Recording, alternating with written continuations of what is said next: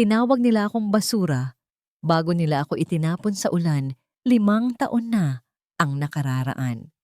Sabi nila, wala akong kwentang ina. Sabi nila, hindi ko kayang buhayin ang sarili kong anak.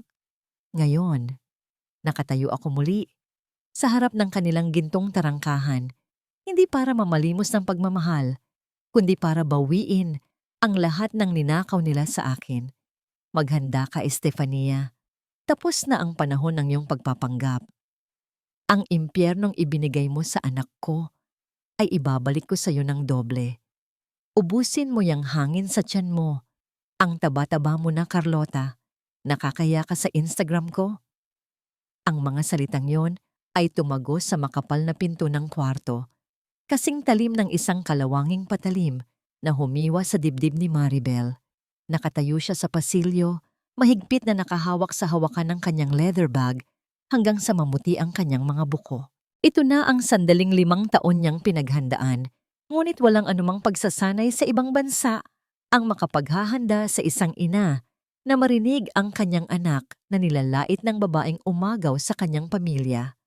Humugot siya ng malalim na hininga, isinuot ang maskara ng pagiging profesional at pinihit ang seradura ng pinto. Siya na ngayon si Dr. Bella, ang tanyag na child psychologist, at hindi si Maribel, ang asawang pinalayas na parang aso. Sa loob ng kwartong puno ng mamahaling manyika at kulay rosas na pader, bumungad sa kanya ang isang eksenang dumurog sa kanyang puso. Nakatayo sa ibabaw ng timbangan ang isang batang babae na halos butot balat na lamang. Si Carlota, ang kanyang Carlota. Ang pisngi nitong dating malaman at mapula ay lubog na ngayon at ang kanyang mga mata ay tila 2 malalalim na balon ng takot at lungkot. Sa tabi nito ay nakaupo si Estefania, ang kanyang madrasta, na abala sa pag-aayos ng ilaw ng kanyang ring light para sa susunod na livestream, tila walang pakialam sa panginginig ng tuhod ng bata. Pilit na pinakalma ni Maribel ang nanginginig niyang kalamnan. Gusto niyang sumugod, gusto niyang yakapin ang kanyang anak at ilayo ito sa demonyong nakadamit ng seda, ngunit alam niyang isang maling galaw lang ay mawawalan siya ng pagkakataon. Tumikhim siya upang makuha ang kanilang atensyon.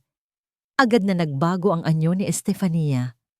Mula sa pagiging masungit, bigla itong ngumiti ng matamis, isang ngangiting sanay na sanay sa harap ng kamera. "Oh, Doc Bella, you're finally here!" Bati nito sabay tayo at beso sa kanya, na tila ba magkaibigan sila. Ang amoy ng mamahaling pabango ni Estefania ay nagpaalala kay Maribel ng gabing pinalayas siya nito. Ang parehong amoy na humalo sa amoy ng ulan at putik. "I'm so worried about Carlota. Tingnan mo siya. Ayaw niyang kumain. I keep telling her na kailangan niyang maging healthy, pero napakatigas ng ulo." Lumapit si Maribel kay Carlota. Ang bata ay hindi man lang tumingin sa kanya. Nakayuko lang ito, tila hinihintay na mapagalitan. Lumuhod si Maribel upang magpantay ang kanilang mga mukha. Sa malapitan, mas lalong nakikita ang epekto ng kapabayaan. Ang balat ng bata ay tuyo at ang kanyang mga braso ay kasing nipis ng tingting. "Hello, Carlota," bati ni Maribel. Sinikap niyang huwag mabasag ang kanyang boses. Inabot niya ang kamay ng bata. Napatingin si Carlota sa kanya. Sa isang saglit, nagtama ang kanilang mga mata. Hinahanap ni Maribel ang anumang bakas ng pagkakakilanlan. Ngunit wala siyang nakita kundi takot. Hindi siya nakilala ng sarili niyang anak. Ang sakit ay tila asidong kumakain sa kanyang sikmura. Dahan-dahang hinawakan ni Maribel ang pulso ni Carlota para kunwari ay tingnan ang pulso nito. Ang totoo, gusto lang niyang ipadama sa anak na nandito na siya, na may kakampi na ito. "Malamig ang kamay mo, Hija," bulong ni Maribel. Bago pa makasagot ang bata, bumukas ang pinto. Pumasok ang isang lalaking nakasuit, may dalang briefcase at mukhang pagod na pagod, ngunit makapangyarihan pa rin. Si Ricardo. Ang lalaking nangako sa kanya ng walang hanggan sa harap ng altar, at siya ring lalaking naniwala sa mga kasinungalingan ni Estefania kaysa sa luha ng kanyang asawa. Hon, nandito na pala ang specialist na sinasabi mo, sabi ni Ricardo habang hinahalikan sa pisngi si Estefania. Ni hindi niya tinapunan ng tingin si Carlota. Yes honey, this is Doc Bella. She's the best in the country. Pagmamalaki ni Estefania, tila isang tropeo ang pagkakakuha niya sa serbisyo ni Maribel. Binaling ni Ricardo ang tingin kay Maribel. Sa ilalim ng suot niyang makapal na salamin at binagong ayos ng buhok, naramdaman ni Maribel ang pagkabog ng kanyang dibdib. Makikilala ba siya nito? Maaalala ba nito ang babaeng ipinagpalit niya? Tinitigan siya ni Ricardo ng matagal. May dumaang pagkunot sa noo nito. Tila may pamilyar sa figura ng babaeng nasa harap niya. Ngunit mabilis din iyong nawala. Para kay Ricardo, ang kanyang dating asawa ay isang masamang panaginip na lang na ibinaon na sa limot. Ngumiti ito at inilahad ang kamay. Pleasure to meet you, Doc. Please, gawin mo ang lahat para sa anak ko. Masyado siyang difficult lately, mana siguro sa ina niya. Ang mga salitang yon ay tila asido na tumunaw sa natitirang respeto ni Maribel para sa kanyang dating asawa. Mana sa ina, ang anak na pinabayaan nila at ginutom ay nagmana sa kanya. Gusto niyang sumigaw, gusto niyang isampal sa mukha ni Ricardo ang katotohanan. Ngunit sa halip, humugot siya ng malalim na hininga at pilit na pinatigas ang kanyang puso. Tinanggap niya ang kamay ni Ricardo. Malamig. Walang init ng dating pagmamahal, kundi ang lamig ng isang estranghero at negosyanteng walang pakiramdam. Gagawin ko ang lahat para sa pasyente ko, Mr. Montefalco, sagot ni Maribel sa tonong formal at walang emosyon, habang mahigpit na nakatingin sa mga mata nito. Kahit ano pa ang pinagmanahan niya, tumangulang si Ricardo. Tila walang interes na makipag-usap pa ng mas malalim at mabilis na lumabas ng kwarto upang asikasuhin ang mas mahahalagang bagay kaysa sa kanyang anak. Ang kalansing ng pagsara ng pinto ay hudyat na naiwan silang tatlo. Ang lobo, ang tupa, at ang pastol na nagbabalat kayo. Lumapit muli si Maribel kay Carlota. Nakita niya ang panginginig ng mga balikat nito nang umalis ang ama. Dahan-dahang hinaplos ni Maribel ang braso ng bata. Ramdam niya ang bawat buto sa ilalim ng manipis na balat. Mga ebidensya ng gutom na pilit itinatago sa magagandang damit. Ito ang sandaling hinihintay niya. Ang muling pagkonekta ng ina at anak sa pamamagitan ng hipo. Huwag kang matakot, bulong ni Maribel.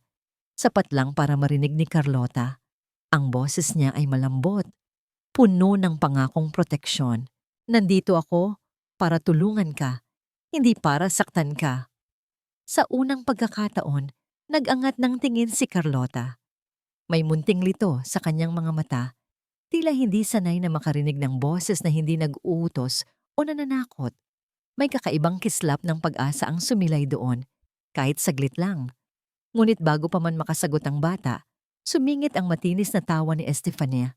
Naku, Doc Bella, wag mong masyadong i-baby yan.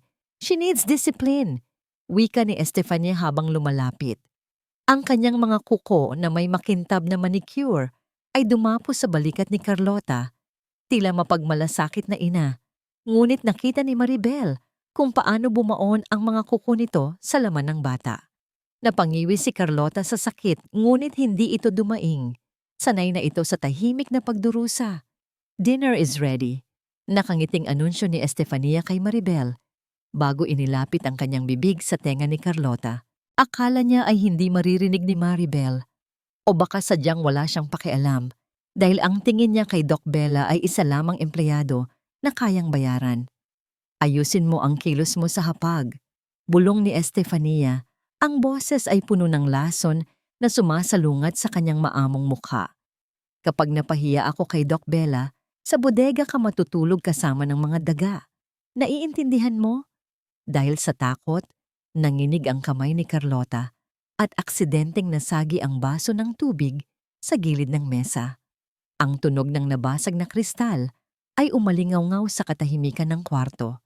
Nagkalat ang bubog sa sahig, kasama ng tubig na tila mga luhang hindi mailabas ng bata. Nanlaki ang mga mata ni Carlota sa takot, tila hinihintay na ang parusa ng langit. Aakmang dadaluhong na sana si Estefania. Ang kamay ay nakataas para sa isang sampal, ngunit mabilis na humarang si Maribel. Sinalubong niya ang tingin ni Estefania nang walang takot. Ang kanyang mga mata sa likod ng salamin ay nag-aapoy sa puot. Natigilan si Estefania. Ang kamay niya ay nanatili sa ere. Hindi siya sanay na may humaharang sa kanya sa loob ng bahay na ito. Tinitigan ni Maribel ang babaeng sumira sa buhay niya. At ngayon ay unti-unting pumapatay sa anak niya. Sa kanyang isipan, naglalaro ang isang tanong na puno ng pighati at galit. Sa dinami-dami ng bagyo na sinuong ko para sa pamilyang ito, bakit ang demonyo pa ang nagwagi? At bakit ang anghel ko ang kailangang magbayad sa impyernong ito? Hindi na ito tungkol sa trabaho. Ito ay digmaan na. Nabalot na ng nakabibinging katahimikan ang mansyon ng mga Montefalco. 2:00 na ng madaling araw at ang tanging naririnig lamang ni Maribel ay ang sarili niyang paghinga at ang mabilis na tibok ng kanyang puso. Nagpaalam siya kanina na mananatili siya sa guest room upang maobserbahan ang sleeping pattern ni Carlota. Isang rason na agad tinanggap ni Ricardo dahil sa kanyang dedikasyon, ngunit ang totoo ay may iba siyang pakay. Dahan-dahan siyang bumangon mula sa malambot na kama. Ang sahig na gawa sa mamahaling kahoy ay malamig sa kanyang mga paa, tila paalala na wala na siya sa mainit na tahanang binuo niya noon. Humakbang siya palabas ng kwarto, ang kanyang anino ay gumagapang sa pader habang tinatahak niya ang daan patungo sa kusina. Kailangan niyang makita ang katotohanan. Kailangan niyang malaman kung bakit ganoon na lamang kanipis ang kanyang anak. Pagpasok niya sa malawak na kusina, sinalubong siya ng amoy ng mamahaling disinfectant. Wala ang amoy ng bawang, sibuyas, o nilagang baka na dati pumupuno sa sulok na ito noong siya pa ang may-ari ng bahay. Ang kusinang ito ay hindi na isang lugar ng pagmamahal. Isa na itong laboratorio na walang puso. Binuksan niya ang flashlight ng kanyang telepono at itinutok ito sa refrigerator. Napasinghap si Maribel at napahawak sa kanyang bibig upang pigilan ang isang impit na sigaw. Ang dambuhalang refrigerator ay nakapalibot ng makapal na kadena at sa gitna nito ay may isang malaking kandado para itong isang selda. Sa bilibid, hindi isang imbakan ng pagkain. Ginigimbal siya ng ideya na sa loob ng sarili nilang bahay, ang pagkain ay isang pribilehiyo na kailangang ipagkait. Sa ibabaw ng counter, sa tabi ng coffee machine, may nakitang isang maliit na kwaderno si Maribel. Kulay rosas ito na may pangalang Carlota's Wellness Journal sa pabalat. Sulat kamay ni Estefania. Nanginginig ang mga kamay na binuklat ito ni Maribel. Ang bawat pahina ay isang listahan ng torture na nagbabalat kayong disiplina. Lunes, isang basong celery juice. Kalahating mansanas. Martes, tubig na may lemon. 3 piraso ng almond. Miyerkules, fasting day para sa cleansing. Cleansing? Bulong ni Maribel sa sarili. Ang luha ay namumuo sa gilid ng kanyang mga mata. Pinapatay mo sa gutom ang anak ko. Tila bumalik ang kanyang gunita sa mga panahong siya pa ang reyna ng kusinang ito. Naalala niya ang mainit na usok ng sinigang na baboy tuwing tag-ulan. Naalala niya kung paano niya ipinaghimay ng isda si Ricardo at kung paano ito yayakap sa kanya mula sa likuran habang nagluluto siya. Puno ng tawa at kabusugan ang bahay na ito noon. Ngayon, ang yaman nila ay nasa pader at muwebles lamang. Ngunit ang tiyan ng anak niya ay kumakalam sa gutom. Isinara niya ang kwaderno ng marahas. Hindi sapat ang ebidensyang ito. Kailangan niyang makita si Carlota. Umakyat siya pabalik sa kwarto ng bata. Dahan-dahang pinihihit ang seradura at pumasok. Madilim ang kwarto. Tanging ang liwanag ng buwan mula sa bintana ang nagbibigay ilaw sa maliit na figura sa kama. Lumapit si Maribel. Mahimbing ang tulog ni Carlota, ngunit kahit sa pagtulog, baka sa mukha nito ang paghihirap. Ang kanyang pisngi ay humpak at may mga maitim na bilog sa ilalim ng mata. May napansin si Maribel na kakaiba. Ang kamay ni Carlota ay nakasuksok sa ilalim ng unan, tila may iniingatang kayamanan. Dahan-dahang iniangat ni Maribel ang unan. Doon, nakatago na parang ginto, ay isang piraso ng biskwit. Luma na ito, durog-durog, at may munting bahid ng amag sa gilid. Marahil ay napulot ito ni Carlota sa kung saan o itinabi mula sa rasyon noong nakaraang linggo. Ito ang kanyang emergency food, isang inaamag na biskwit para sa isang batang gutom na gutom. Gumuho ang mundo ni Maribel. Ang anak ng milyonaryong si Ricardo Montefalco ay nagtatago ng panis na pagkain sa ilalim ng unan para lang mabuhay. Kinuha niya ang biskwit at dinala sa kanyang dibdib. Ang galit na naramdaman niya kanina ay napalitan ng isang pangakong kasing tibay ng bakal. Hindi na muli, anak. Hinding-hindi ka na muling magugutom habang nabubuhay ako. Ibinalik niya ang unan at hinalikan sa noo ang anak. Pagkatapos ay tumayo siya, puno ng determinasyon.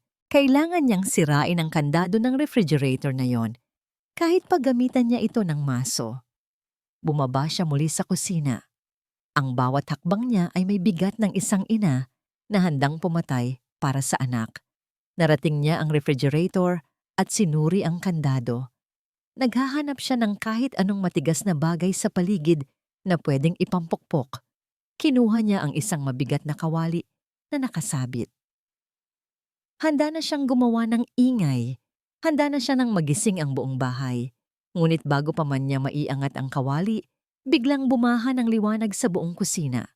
Ang ilaw sa kisame ay bumukas na nagdulot ng sakit sa kanyang mga mata na sanay sa dilim. Natigilan si Maribel. Ang kawali ay nakatigil sa ere. Mula sa likuran, isang pamilyar na boses ng lalaki ang bumasag sa katahimikan. Ang boses na ito ay dating musika sa kanyang pandinig, ngunit ngayon ay puno ng pagdududa at awtoridad. Anong ginagawa mo sa kusina ko ng ganitong oras, Doc Bella? Nanigas ang buong katawan ni Maribel. Ang bawat kalamnan niya ay naging bato. Kilalang-kilala niya ang tinig na yon. Si Ricardo. Dahan-dahan siyang humarap, pilit na pinakakalma ang nagwawalang tibok ng kanyang puso. Ibinaba niya ang hawak na kawali sa ibabaw ng counter nang dahan-dahan upang hindi ito lumikha ng ingay. Kailangan niyang mag-isip ng mabilis. Kailangan niyang maging si Bella, hindi si Maribel. Nakatayo si Ricardo sa bukana ng kusina, nakasuot ng seda na pantulog at nakakunot ang noo habang nakatingin sa kanya at sa nakakadenang refrigerator. Mr. Montefalco? Sagot ni Maribel sa tonong malamig at propesyonal. Tila hindi siya nahuling may hawak na pamukpok. Hinahanap ko sana ang yelo. May migraine ako at kailangan ko ng cold compress. Hindi ko naman inaasahan na pati ang tubig sa bahay na ito ay kailangan ng susi at permiso. Bumaba ang tingin ni Ricardo sa dambuhalang kandado sa refrigerator. May dumaang anino ng hiya sa kanyang mukha, ngunit mabilis niya itong pinalitan ng depensa. Si Estefania, panimula ni Ricardo, tila hirap magpaliwanag. Masyado siyang istrikto sa diet plan ni Carlota. Ayaw niyang matukso ang bata na kumuha ng kung ano-ano. Istrikto? Pag-uulit ni Maribel na may halong sarkasmo. Humakbang siya palapit kay Ricardo hanggang sa maamoy niya ang pamilyar na aftershave nito. Ang tawag dito ay kulungan, Mr. Montefalco, hindi diet plan. Kung ang isang mansanas ay kailangan pang ikadina, hindi kalusugan ang inaalala nyo, kundi control. Hindi nakasagot si Ricardo. Tinitigan niya lang si Maribel nang may halong pagtataka. Ang tapang sa mga mata ng babaeng ito ay parang pamilyar. Parang nakita na niya noon sa isang babaeng handang ipaglaban ng lahat. Bumalik na kayo sa pagtulog, Doc. Sa wakas ay sabi ni Ricardo, umiiwas ng tingin. Ako na ang kukuha ng yelo bukas. Wala sa akin ang susi. Nasa asawa ko. Tinalikuran siya ni Maribel nang walang paalam. Ang impormasyong iyon ay sapat na para lalo siyang masuklam. Ang hari ng mansyon na ito ay walang kapangyarihan sa sarili niyang kusina. Siya ay isa ring bilanggo, ngunit bulag sa kanyang sariling rehas. Kinabukasan, bago pa man sumikat ang araw at magising ang mga katulong, gising na si Maribel. Nakasara ang pinto ng kwarto ni Carlota at nakaharang ang isang silya sa seradura upang walang biglang makapasok. Sa loob ng kanyang malaking maleta, inilabas ni Maribel ang kanyang sikretong sandata. Isang maliit na portable electric cooker. Hindi siya pumunta sa gera nang walang dalang bala. Alam niyang gutom ang kalaban ng kanyang anak, kaya pagkain ang kanyang magiging sandata. Naghiwa siya ng luya, sibuyas, at bawang na ipinuslit niya sa kanyang bag. Ang amoy ng ginisa ay unti-unting pumuno sa kwarto. Isang amoy na matagal nang ipinagkait sa bahay na ito. Inilagay niya ang dinurog na manok at bigas at hinayaan itong kumulo hanggang sa maging malapot at mainit na arroz caldo. Ito ang paborito ni Carlota noong sanggol pa ito. Ito ang comfort food na laging niluluto ni Maribel tuwing may sakit ang asawa at anak niya noon. Nang maluto na, dahan-dahang ginising ni Maribel si Carlota. "Anak, gising na," bulong niya. Idinilat ni Carlota ang kanyang mga mata. Agad na nanlaki ang ilong ng bata nang maamoy ang ulam. Napaupo ito sa kama. Ang kanyang tiyan ay kusang kumulo bilang tugon sa napakasarap na aroma. "Para sa akin po?" tanong ni Carlota. Ang boses ay puno ng pag-aalinlangan. Tumingin ito sa pinto. Takot na baka biglang pumasok si Estefania. "Huwag kang mag-alala. Tayo lang ang nandito," paniniguro ni Maribel. Isinalin niya ang mainit na lugaw sa isang mangkok at iniabot ito sa bata. Kinuha ni Carlota ang kutsara. Nanginginig ang kanyang kamay nang isubo niya ang unang higop. Pumikit ang bata. Ang init ng lugaw ay gumapang sa kanyang lalamunan pababa sa kanyang sikmura na tila isang mainit na kumot sa gitna ng taglamig. Ang lasa ng luya at manok ay sumabog sa kanyang panlasa na sanay sa mapait na celery juice. Sunod-sunod na ang subo ni Carlota. Mabilis, halos hindi na niya nanguya. Tumulo ang luha mula sa kanyang mga mata habang kumakain. "Dahan-dahan lang, anak," sabi ni Maribel habang hinahaplos ang likod nito. Pinipigilan din niya ang sariling mga luha. Pagkatapos maubos ang laman ng mangkok, tumingin si Carlota kay Maribel. May bahid ng lugaw sa gilid ng labi ng bata.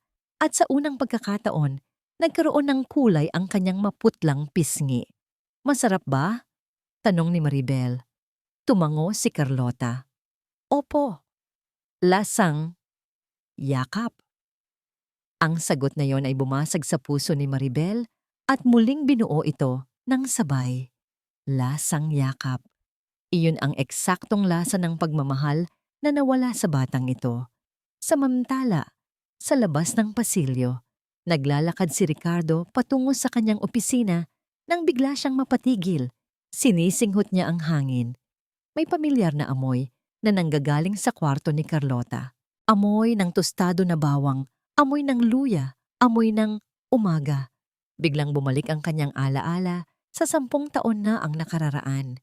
Nakita niya ang kanyang sarili sa kusina, nakaupo habang naghahain si Maribel ng arroz caldo.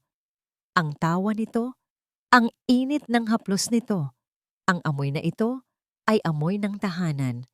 Paano nagkaroon ng ganitong amoy sa bahay ni Estefania na walang alam lutuin kundi salad at smoothie? Dala ng matinding kuryosidad at isang hindi maipaliwanag na paghilab ng dibdib, lumapit si Ricardo sa pinto ni Carlota. Akmang pipihitin na niya ang seradura nang biglang bumukas ang pinto sa kabilang dulo ng pasilyo. Lumabas si Estefania, nakasuot ng yoga outfit, at ang mukha ay agad na nalukot sa galit nang maamoy ang hangin. "Anong klaseng amoy yan?" Bulyaw ni Estefania. Amoy mantika! Amoy carbs! Nagmarcha si Estefania patungo sa kwarto ni Carlota. Nilampasan si Ricardo na parang hangin. Kinalampag niya ang pinto nang walang pasabi at pinihit ang seradura. Bumukas ang pinto. Naabutan nila si Maribel na nakatayo at si Carlota na may hawak na mangkok. Agad na dumilim ang paningin ni Estefania. Para sa kanya, ang nakikita niya ay hindi isang batang kumakain, kundi isang pagsuway sa kanyang utos at isang mantsa sa kanyang perpektong plano. Anong kinakain mo? Sigaw ni Estefania habang mabilis na lumalapit. Bago pa man makapagsalita si Carlota, hinablot ni Estefania ang mangkok mula sa kamay ng bata. Talsik ang ilang butil ng lugaw sa sahig. Sinabi ng bawal ang carbohydrates. Gusto mo bang tumaba at maging baboy habang buhay? Itinaas ni Estefania ang kanyang kamay. Akmang dadapo ang kanyang palad sa pisngi ni Carlota. Napapikit ang bata at nagtago sa ilalim ng kumot. Ngunit hindi dumapo ang palad. Isang kamay ang sumalo sa pulso ni Estefania sa ere. Mahigpit, madiin. Napatingin si Estefania sa may-ari ng kamay, si Maribel. Ang mga mata ni Doc Bella ay wala ng bahid ng pagpapanggap. Ito ay mata ng isang inang leon na handang pumatay para sa kanyang kuting. Subukan mong idapo ang marumi mong kamay sa pasyente ko. Madiing banta ni Maribel. Ang boses ay mababa, ngunit yumanig sa buong kwarto. At ipapangako ko sa iyo, ito na ang huling beses na magagamit mo ang kamay na yan. Ramdam ni Maribel ang panginginig ng pulso ni Estefania sa ilalim ng kanyang mahigpit na pagkakahawak. Ang mga kuko ng madrasta na kanina lamang ay handang manakit ay ngayon nakatigil sa ere, tila isang ahas na nahuli sa leeg bago pa man makatuklaw. Bitawan mo ako! Tili ni Estefania. Ang kanyang boses ay tumaas ng ilang oktaba dahil sa gulat at sakit. Sino ka sa akala mo para hawakan ako ng ganito sa sarili kong pamamahay?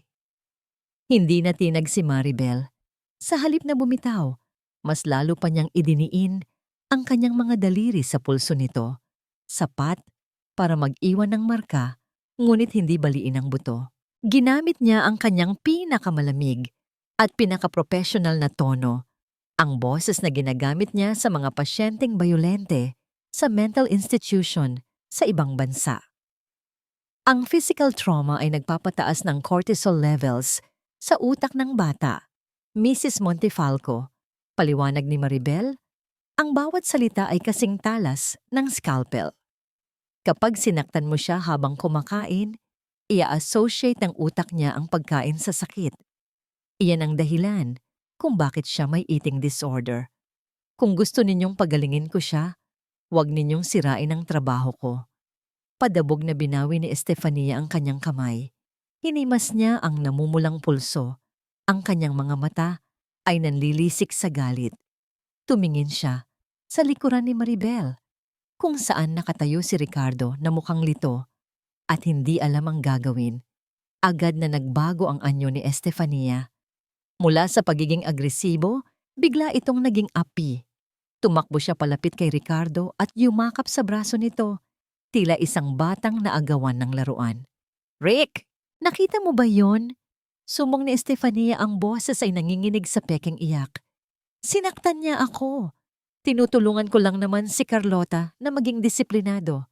Alam mo namang bawal sa kanya ang carbs, di ba? Pero pinakain siya ng babaeng yan ng mantika. At ngayon, ako pa ang masama." Tumingin si Ricardo kay Maribel. Pagkatapos ay kay Carlota na nanginginig sa ilalim ng kumot at huli kay Estefanie. Bumuntong hininga siya. Ang bigat ng mundo ay tila nakadagan sa kanyang balikat. Si Ricardo ay isang lalaking ayaw ng gulo at alam ni Estefania kung paano gamitin ang kahinaang yon. "Doc Bella," saway ni Ricardo sa mahinahong boses, ngunit may bahid ng babala. "Respetuhin mo ang asawa ko.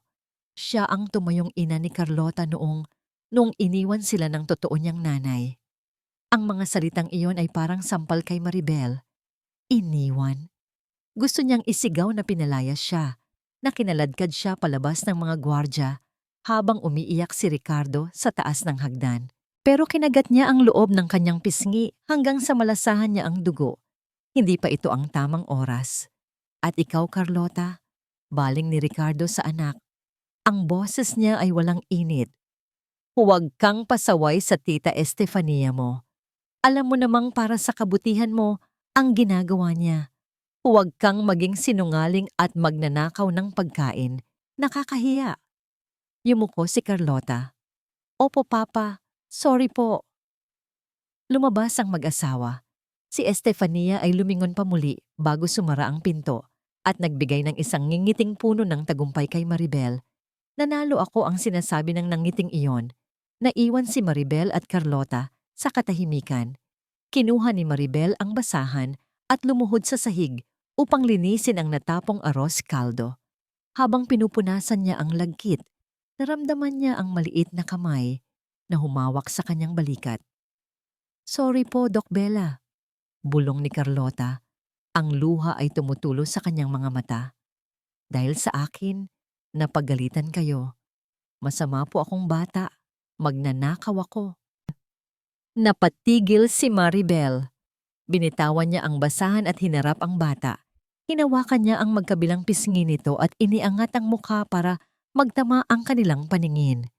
Makinig ka sa akin, Carlota. Wika ni Maribel ng madiin. Hindi ka masamang bata at lalong hindi ka magnanakaw. Pero kinuha ko po yung pagkain. Dahil gutom ka. Putol ni Maribel. Ang pagkain ay karapatan, hindi pribilehiyo. Hindi mo kailangang humingi ng tawad dahil gusto mong mabuhay. Tinitigan niya ang mga mata ng anak. Sinusubukang ipasa ang lahat ng tapang na meron siya. Mula ngayon, tuturuan kita ng isang salita. Isang salita na magiging sandata mo. Kumunot ang noo ni Carlota. Ano po yon? Sabihin mo, hindi! Utos ni Maribel. Hindi? Oo, kapag sinaktan ka nila, sabihin mo, hindi. Kapag pinagbintangan ka nila, sabihin mo, hindi. Kapag sinabi nilang wala kang kwenta, sabihin mo, hindi. Tumulo ang luha ni Carlota, pero tumango siya. Hay, hindi. Lakasan mo, utos ni Maribel. Hindi! Niyakap ni Maribel ang anak ng mahigpit. Sa unang pagkakataon sa loob ng 5 taon, naramdaman ni Carlota na may pader na nakatayo sa pagitan niya at ng mundo. Isang pader na gawa sa pagmamahal ng isang ina. Kinagabihan, habang inaayos ni Maribel ang kanyang mga gamit, napansin niyang masyadong matagal si Carlota sa banyo. Tahimik. Masyadong tahimik. Kinabahan si Maribel. Lumapit siya sa pinto ng banyo at kumatok. Carlota, ayos ka lang ba dyan? Walang sumagot. Tanging ang tunog ng gripo na tumutulo ang naririnig. Carlota, papasok ako. Pinihit ni Maribel ang seradura at itinulak ang pinto. Bumungad sa kanya ang isang eksenang nagpatigil ng kanyang mundo. Nakahandusay si Carlota sa malamig na tiles ng banyo. Namumutla ito at walang malay. Marahil ay bumigay na ang katawan nito sa matinding gutom at stress ng mga nangyari kanina. Agad na dinaluhan ni Maribel ang anak. Carlota, gumising ka! Habang binuhat niya ang magaan na katawan ng bata, may napansin siyang isang bagay na mahigpit na nakakuyom sa kanang kamay nito. Pilit na ibinuka ni Maribel ang mga daliri ng anak. Nalaglag ang isang piraso ng papel, isa itong lumang litrato. Gusot-gusot, punit-punit, at halatang pinagtagpi-tagpi muli gamit ang scotch tape. Tila isang jigsaw puzzle na binuo ng nanginginig na mga kamay. Pinulot ito ni Maribel. Ang nasa litrato ay si Maribel noong bata pa siya, nakangiti habang karga ang sanggol na si Carlota. Ang mukha ni Maribel sa litrato ay tinangkang burahin gamit ang itim na marker. At ang papel ay may mga punit na tila ginawa ng gunting. Pero pinulot ni Carlota ang bawat piraso mula sa basurahan at binuo ulit ang mukha ng kanyang ina. Napahagulgol si Maribel ng walang tunog habang yakap ang walang malay na anak. Alam na niya ngayon, hindi lang katawan ni Carlota ang pinapatay ni Estefania. Pilit nitong binubura ang alaala ni Maribel sa puso ng bata. Pero lumaban si Carlota. Kahit sa pamamagitan lang ng tape at punit na papel, inilaban siya ng kanyang anak. Nakahiga si Carlota sa kanyang kama, balot ng makapal na kumot, ngunit nanginginig pa rin sa ginaw. Mataas ang lagnat nito, dala ng matinding stress at pagbagsak ng kanyang katawan matapos ang insidente sa banyo. Nakaupo si Maribel sa gilid ng kama, hawak ang isang basang bimpo na dahan-dahan niyang idinadampi sa noo ng anak. Ang init ng balat ni Carlota ay nagpaalala kay Maribel ng isang gabi. 5 taon na ang nakararaan.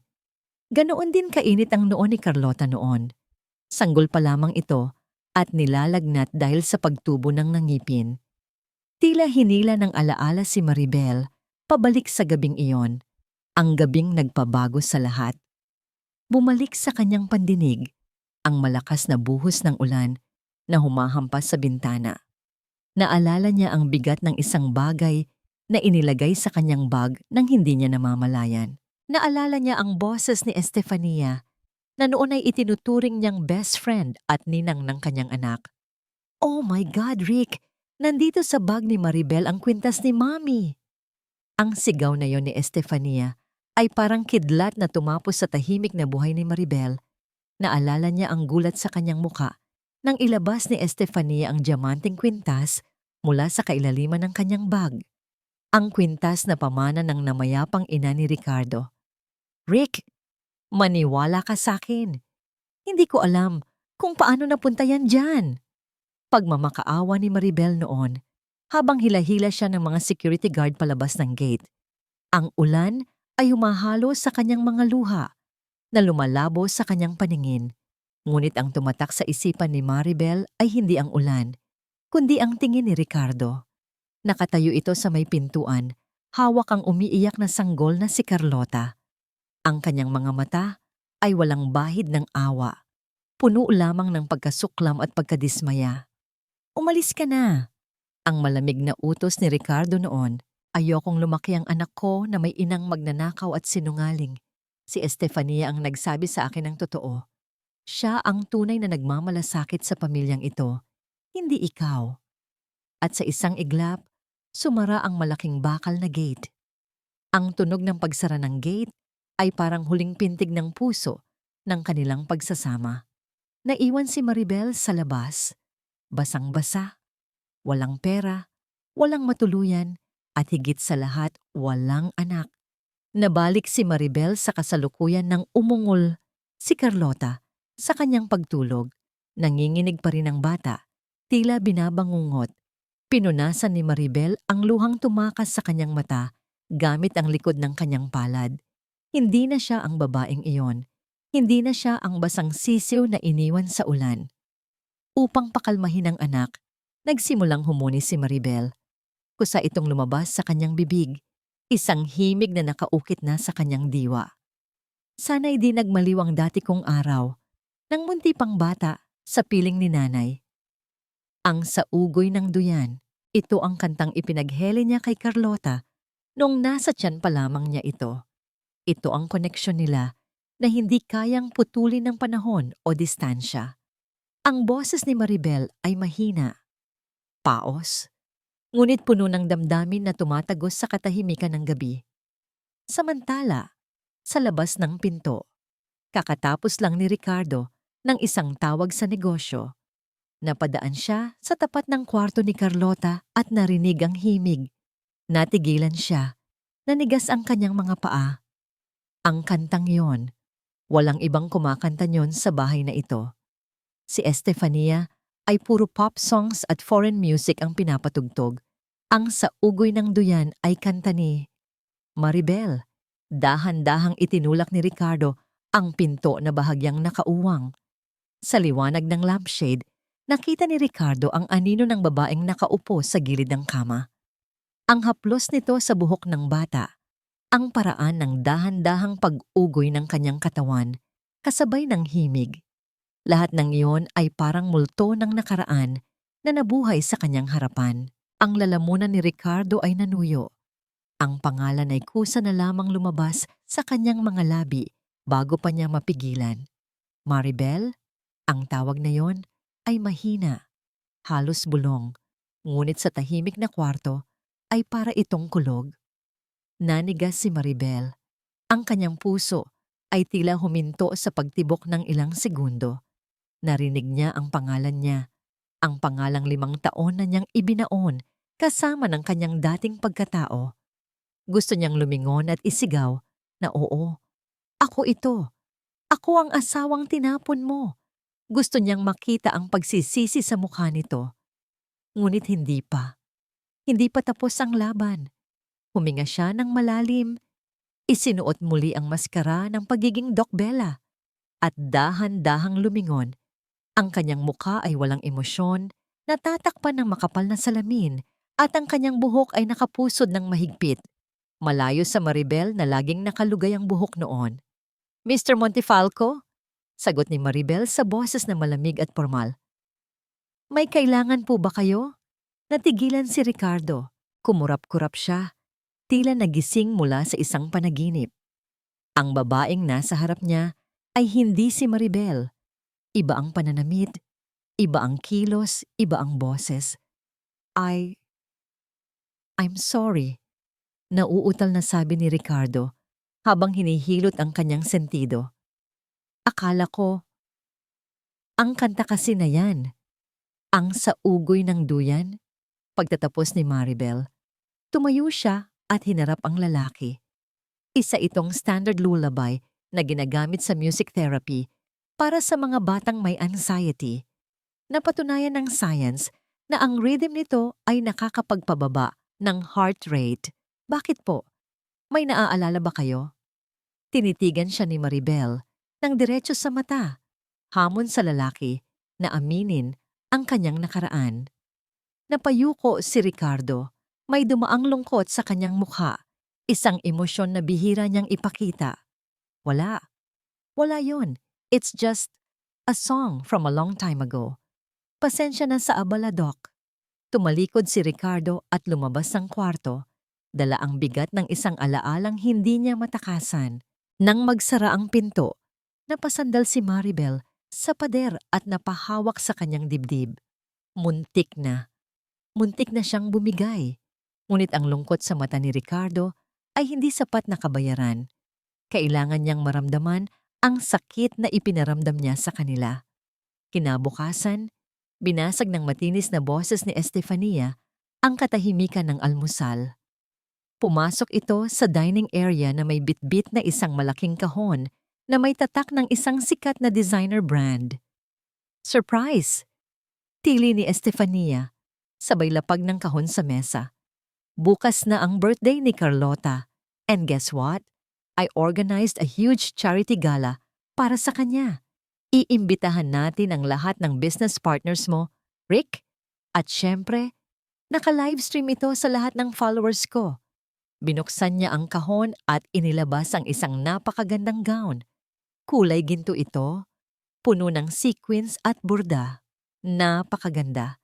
Ngunit may isang problema. Napakaliit nito. Tiningnan ni Maribel ang sukat ng damit. Mrs. Montefalco, pang-5 taong gulang na bata. Ang sukat na yan, 7 taong gulang na si Carlota. Ngumisi si Estefania, isang nangiting walang init. Kaya nga kailangan nating siguraduhin na kakasya siya bukas. Ang ganda ng gown na ito, Doc. Sayang naman kung hindi masusuot dahil lang sa bloating niya. Lumapit si Estefania kay Carlota na tahimik na umiinom ng tubig. Hinawakan niya ang bewang ng bata at pinisili ito. Don't worry, bulong ni Estefania, pero rinig ni Maribel ang bawat salita. Kung hindi magkasya, may corset naman. We just have to tighten it a little bit. Tiis ganda lang, di ba Carlota? Para naman proud si Mami sa'yo. Nakita ni Maribel ang takot sa mata ni Carlota. Ang birthday na ito ay hindi selebrasyon ng buhay ng bata. Ito ay isang bitag. Isang palabas kung saan si Carlota ay isang manika nabibihisan, at pipigain para sa palakpak ng iba.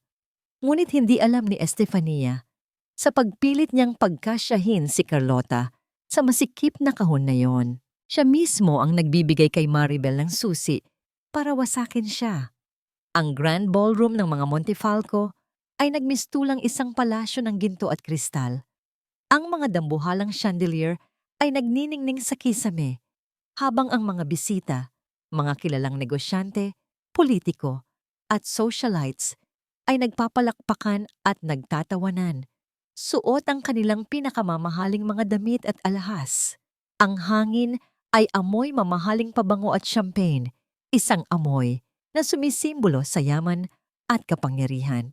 Ngunit para kay Maribel, na nakatayo sa isang sulok suot, ang kanyang uniforme bilang personal nurse, ang lugar na ito ay isang arena ng mga mapagpanggap.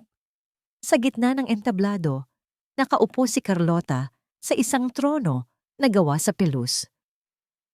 Suot niya ang gintong gown na ipinakita ni Estefania kahapon.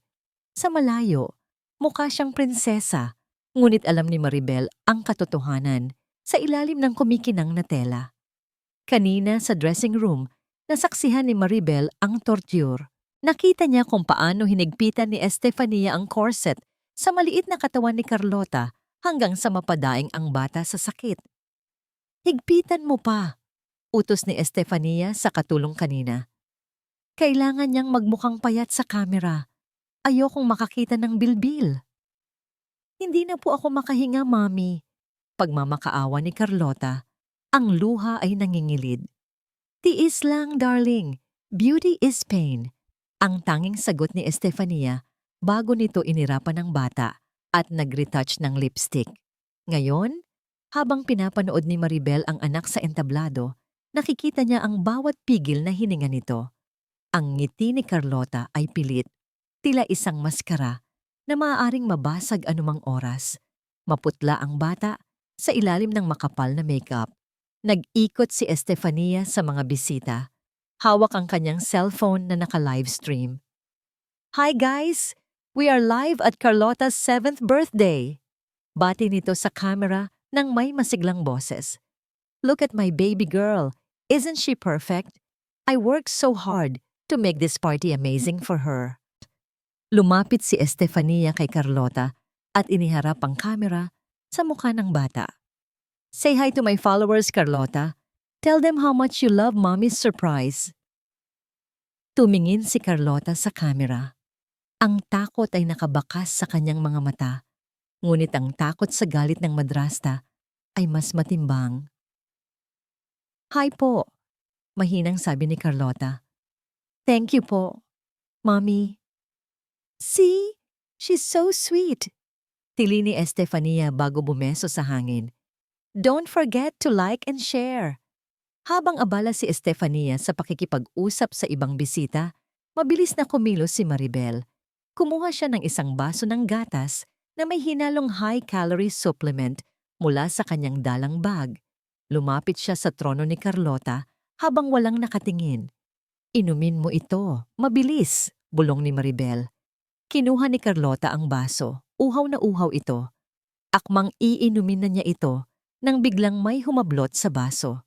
Si Estefania. Anong iniinom niya? Tanong ni Estefania. Ang boses ay matalim. Inamoy niya ang laman ng baso. Gatas?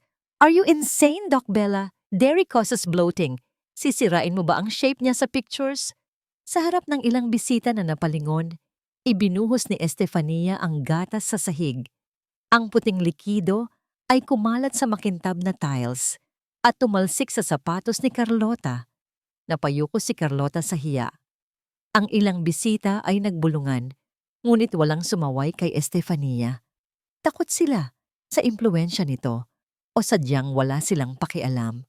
Lumuhod si Maribel sa paanan ni Carlota. Inilabas niya ang kanyang panyo at dahan-dahang pinunasan ng gatas sa sapatos ng bata. Habang nakayuko, nagtama ang paningin nila ni Carlota. Sa gitna ng ingay at pagkukunwari ng mga nasa paligid, gumawa sila ng sarili nilang mundo. Hinawakan ni Maribel ang malamig na kamay ng anak. Konting tiis na lang anak, bulong ni Maribel, sapat lang para marinig ng bata. Hinding-hindi ka na nila masasaktan pagkatapos nito. Pangako, hayaan mo silang magsaya ngayon. Bukas, sa atin na ang huling halakhak. Tumango si Carlota ng bahagya. Ang mga salita ni Maribel ay naging hangin sa kanyang baga na hirap huminga. Okay, attention everyone, sigaw ng MC sa mikropono. Tinatawagan namin ang napakasipag na ina, Mrs. Estefania Montefalco, at ang birthday celebrant para sa blowing of the cake.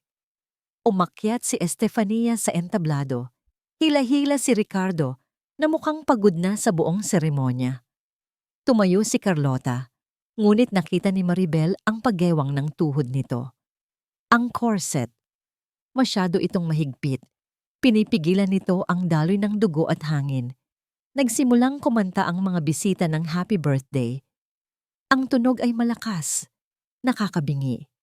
Si Carlota ay namumutla na parang papel. Ang kanyang dibdib ay mabilis na umaangat baba. Ngunit walang pumapasok na hangin dahil sa sikip ng kanyang suot. Tumingin siya kay Ricardo, humihingi ng saklolo, ngunit abala si Ricardo sa pagngiti sa mga business partners. Tumingin siya kay Estefania, ngunit nakatutok lang ito sa cellphone screen. Tinitingnan ang dami ng heart reactions. Sa huling linya ng kanta, "Happy birthday to you!" Bumigay ang katawan ni Carlota. Umikot ang kanyang paningin. Ang mga ilaw ng chandelier ay naging malalabong bituin.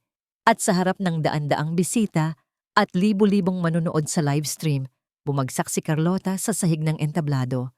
Natigil ang musika. Natahimik ang lahat.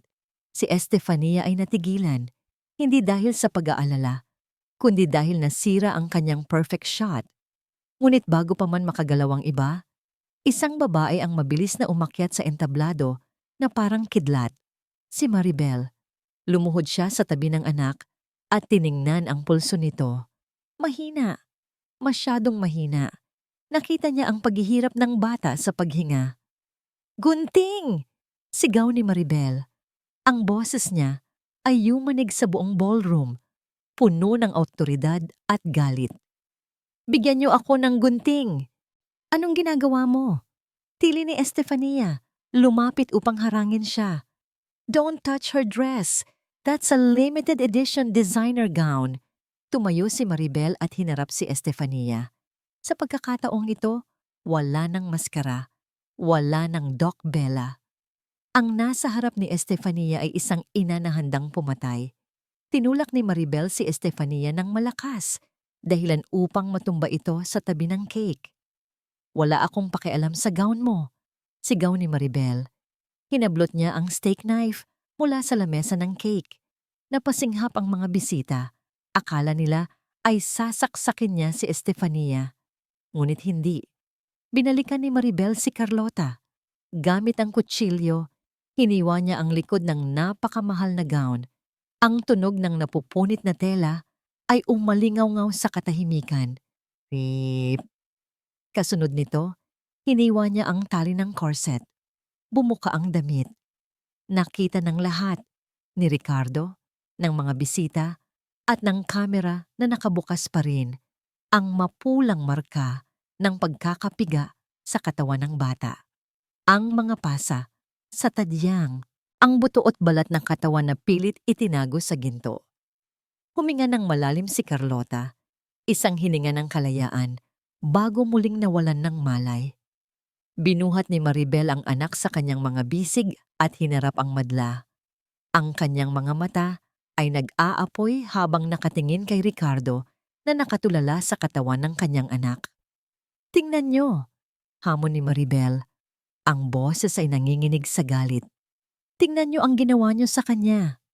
Ang katahimikan sa loob ng ballroom ay mas nakabibingi kaysa sa anumang sigaw. Daan-daang pares ng mata ang nakapako sa entablado. Tila hindi makapaniwala sa kanilang nakikita. Ang kamera ng livestream ay nanatiling nakatutok.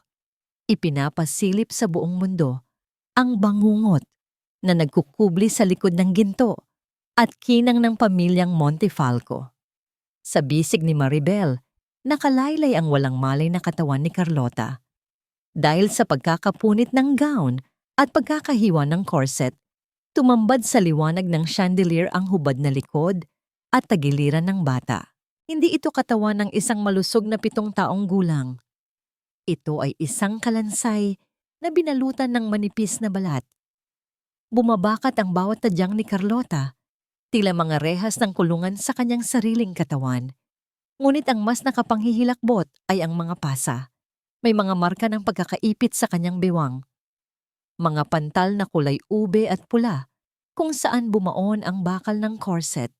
May mga lumang peklat din na tila marka ng kuko, na pasinghap ang mga bisita. Ang ilan ay nagtakip ng bibig sa gulat. Ang mga socialite na kanina ay pumupuri kay Estefania ay ngayon nagbubulungan ng pandidiri at awa.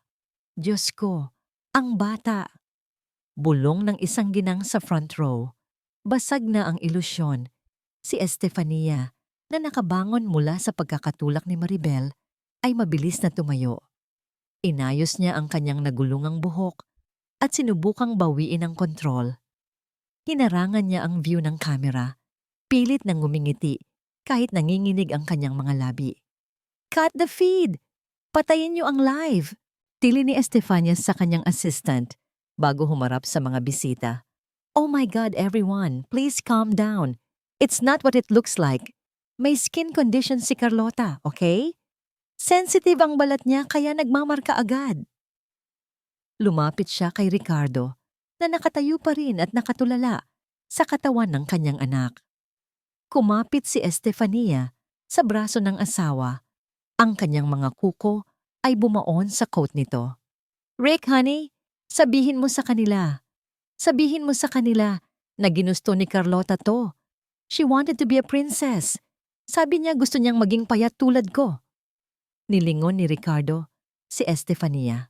Sa unang pagkakataon, sa loob ng 5 taon, tila nahawi ang ulap na bumubulag sa kanya. Tiningnan niya ang babaeng nasa harap niya, ang babaeng inakala niyang perpektong ina. At pagkatapos, tiningnan niya ang kanyang anak na halos mamatay na sa gutom at sakit. Ang mga pasa sa katawan ni Carlota ay hindi gawa ng skin condition. Iyon ay gawa ng kalupitan. "Ginusto?" ulit ni Ricardo.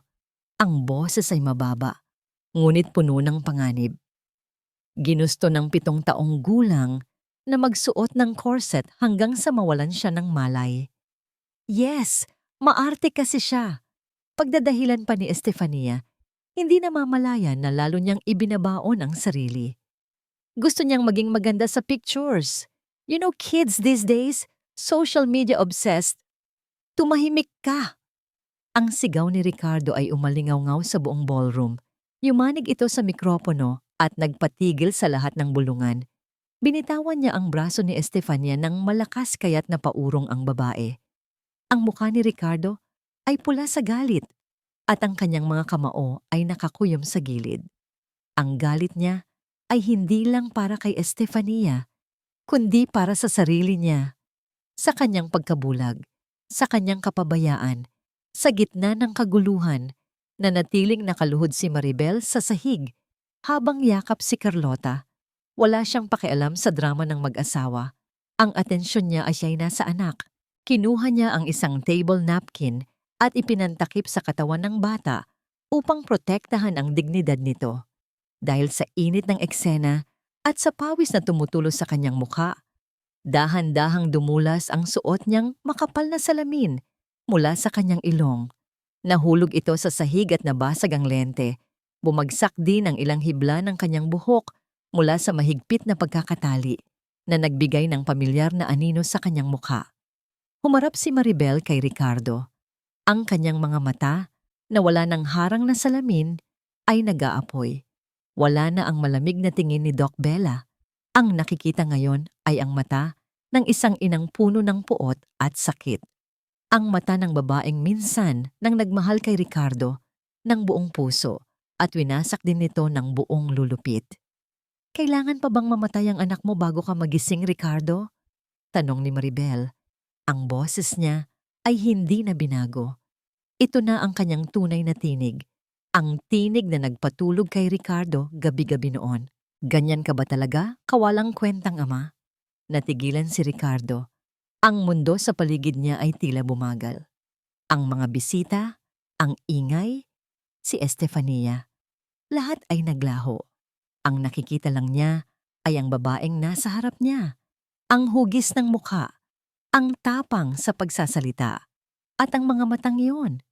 Ang mga matang yon na hindi niya kailanman nakalimutan kahit pilitin pa niyang ibaon sa limot. Humakbang si Ricardo palapit, tila hinihila ng isang puwersang hindi niya mapigilan. Ang kanyang puso ay kumakabog ng mabilis, humahalo ang takot at pag-asa. Lumuhod siya sa harap ni Maribel, hindi pinapansin ang mga bubog ng salamin sa sahig. Hinawakan niya ang pulso ng babae na mahigpit na nakahawak kay Carlota. Naramdaman ni Maribel ang pamilyar na init ng palad nito, ngunit sa halip na kiligin, pandidiri ang gumapang sa kanyang balat. Tinitigan siya ni Ricardo, hinahanap ang katotohanan sa likod ng galit sa mukha nito. Ang kanyang boses ay nanginginig, puno ng pagdududa at takot sa sagot na maririnig niya. Yung mga mata mo, bulong ni Ricardo, ang hangin ay tila naubos sa kanyang baga. Kilala ko ang mga matang yan. Kilalang kilala ko. Hinawakan niya ang pisngi ni Maribel, pilit na inaalis ang mga hibla ng buhok na tumatakip dito. Maribel? Tanong ni Ricardo. Ang pangalan ay isang dasal at sumpa ng sabay. Ikaw ba yan? Sa likod nila, napasinghap si Estefania. Ang kulay ng kanyang mukha ay nawala. Napalitan ng putla ng takot. Alam niya ang pangalang yon. Ang pangalan ng babaeng sinira niya. Ang pangalan ng multong akala niya'y hindi na babalik. Tinitigan ni Maribel si Ricardo. Wala nang saysay ang magtago. Ang gera ay nagsimula na. Isang nangiti ang sumilay sa mga labi ni Maribel. Hindi ngiti ng saya, kundi ngiti ng isang humahatol. Bakit Ricardo? Sagot ni Maribel ng madiin. Ang bawat pantig ay may bigat ng 5 taong pagdurusa. Natatakot ka bang makita ang multo ng asawang pinatay mo? Huwag mo akong hawakan. Ang mga salitang iyon ay lumabas sa bibig ni Maribel na kasing lamig ng yelo. Buong lakas niyang hinablot ang kanyang kamay mula sa pagkakahawak ni Ricardo. Tila ba nakapaso ang balat nito. Tumayo siya ng tuwid. Inayos ang kanyang nagusot na uniforme at tiningnan ng lalaking dating mundo niya na ngayon ay isa na lamang masakit na alaala. Oh, Ricardo, wika ni Maribel. Ang boses ay matatag at umaalingaw-ngaw sa buong ballroom. Ako ito, ang babaeng itinapon mo sa labas ng gate habang umuulan. Ang babaeng tinawag mong magnanakaw at sinungaling. At ngayon, ako ang babaeng sumalo sa anak mo nung hayaan mo siyang bumagsak. Napasinghap ang mga bisita. Ang bulungan ay naging isang maingay na dagat ng espekulasyon. Si Maribel? Ang first wife? Akala ko ba nagtanan siya? Buhay pala siya? Sa likod ni Ricardo, nanginginig ang buong katawan ni Estefania. Ang kanyang mukha ay namumutla. Ang kanyang perpektong pundasyon ay hindi na kayang takpan ang takot na gumagapang sa kanyang balat. Ang multo ng nakaraan ay hindi lamang nagbalik. Ito ay nagbalik na may dalang espada. Hindi totoo yan. Tili ni Estefania. Tumakbo siya palapit kay Ricardo at pilit na hinihila ito palayo kay Maribel. Rick, huwag kang maniwala sa kanya. Impostora yan. Si Maribel ay patay gutom na. Hindi siya pwedeng maging isang doktor. Niloloko ka lang niya. Hinarap ni Estefania si Maribel. Ang kanyang mga mata ay nanlilisik sa poot. Ikaw, anong karapatan mong bumalik dito at sirain ang pamilya ko? Umalis ka na bago ko ipatawag ang mga gwardya. Akmang sasampalin ni Estefania si Maribel. Itinaas niya ang kanyang kamay. Ang kanyang matutulis na kuko ay nakahandang kumalmot. Ngunit bago pa man dumapo ang palad, isang kamay ang pumigil sa kanya sa ere. Hindi kamay ni Maribel, kundi kamay ni Ricardo. Mahigpit ang hawak ni Ricardo sa pulso ng asawa. Ang kanyang mukha ay madilim, puno ng galit, na ngayon lang nakita ni Estefania. Rick? Gulat na tanong ni Estefania. Bakit? Bakit mo ako pinipigilan? Tama na, Estefania. Madiing sabi ni Ricardo. Binitawan niya ang kamay nito ng padabog. Huwag mo nang dagdagan ang mga kasinungalingan mo. Humarap si Ricardo kay Maribel.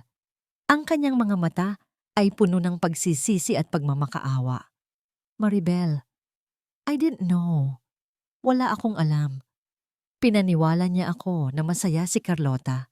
Pinaniwala niya ako na nasa mabuti siyang kalagayan. Tumawa si Maribel ng mapakla. Wala kang alam? O pinili mong magbulag-bulagan dahil mas madaling maniwala sa magandang kasinungalingan kaysa harapin ang pangit na katotohanan? Nakatira ka sa iisang bahay, Ricardo. Narinig mo ba minsan ang iyak ng anak mo? Napansin mo ba na hindi na siya ngumingiti? Hindi mo alam dahil hindi mo tinangkang alamin. Kinuha ni Maribel ang kanyang bag na nasa sahig. Mula rito, inilabas niya ang wellness journal na nakuha niya sa kusina at ang kanyang cellphone. Gusto mo ng katotohanan? Hamon ni Maribel. Inihagis niya ang journal sa paanan ni Ricardo. Basahin mo iyan. Iyan ang ebidensya ng pagpapahirap ng asawa mo sa anak natin. Detalyadong listahan ng gutom. Isang mansana sa isang araw. Tubig at yelo kapag umiiyak sa gutom. Pagkatapos, itinaas niya ang kanyang cellphone at ipinakita sa malaking screen ng projector na nasa entablado ang isang video na narecord niya ng palihim. Sa video, makikita si Estefania na hinihila ang buhok ni Carlota habang sa pilitang pinapasuot ang corset.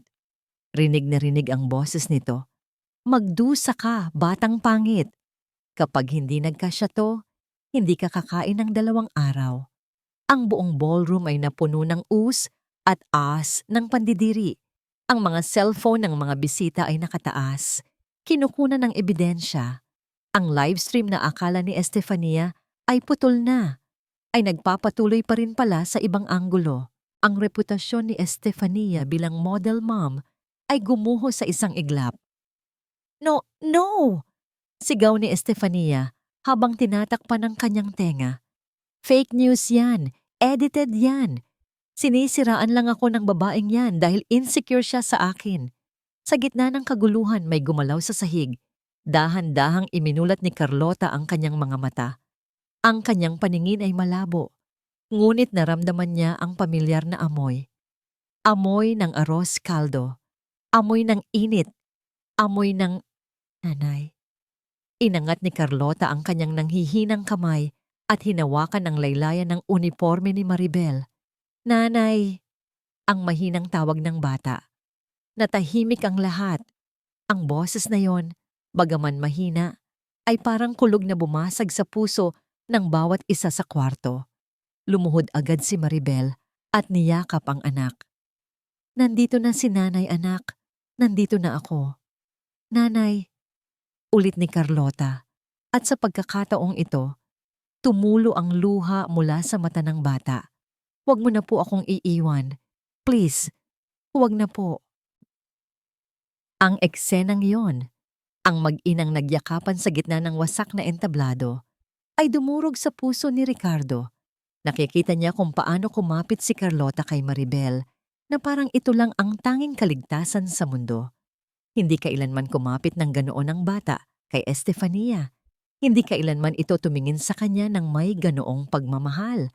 Napaluhod si Ricardo sa sahig, tinakpan ang kanyang mukha ng mga palad at humagulgol. Ang pagsisisi ay parang baha na lumunod sa kanya. Tumawag na ako ng pulis, anunsyo ni Maribel habang hinihimas ang likod ni Carlota. Tumingin siya kay Estefania ng matalim. Child abuse, physical injury, psychological maltreatment. Mabubulok ka sa kulungan, Estefania. Sa banggit ng salitang pulis, nagbago ang mukha ni Estefania. Ang takot ay napalitan ng isang desperadong determinasyon. Ang hayop, kapag nasusukol, ay nangangagat. Narinig na nila ang tunog ng sirena sa labas ng mansyon. Papalapit na ang mga otoridad. Umatras si Estefania hanggang sa masandal siya sa pader. Tumingin siya kay Ricardo na nakaluhod. Pagkatapos ay kay Maribel na puno ng tagumpay. Biglang humalakhak si Estefania, isang tawa na tila baliw. Sa tingin mo ba matatalo mo ako ng ganoon lang, Maribel? Sigaw ni Estefania. Bumunot siya ng isang papel mula sa kanyang clutch bag na nakapatong sa mesa. Itinaas niya ito na parang bandila ng tagumpay. Hindi niyo ako pwedeng ipakulong, sigaw ni Estefania. Ang kanyang mga mata ay nanlalaki sa baliw na tuwa. May batas na nagpoprotekta sa akin. Lumapit siya kay Ricardo at inihampas ang papel sa dibdib nito. Buntis ako, Ricardo. Dinadala ko ang tagapagmana ng mga Montefalco. Sige, ipakulong niyo ako. Ipakulong niyo ang ina ng magiging anak mo. Natigilan si Maribel. Natigilan si Ricardo. Ang sirena ng mga pulis ay huminto sa tapat ng pinto. Pumasok ang mga unipormadong lalaki sa ballroom. Ngunit ang tanong ay nakabitin sa ere. Totoo ba ang sinasabi ng demonyo? O ito, ang huling barahan ng isang desperadong manlalaro? Nabalot ng tensyon ang emergency room ng ospital. Ang amoy ng alkohol at gamot ay humahalo sa bigat ng hangin.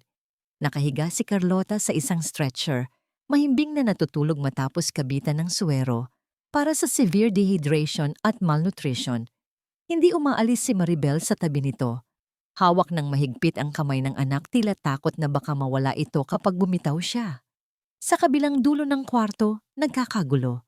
Nandoon si Estefania, pinalilibutan ng mga pulis at ni Ricardo.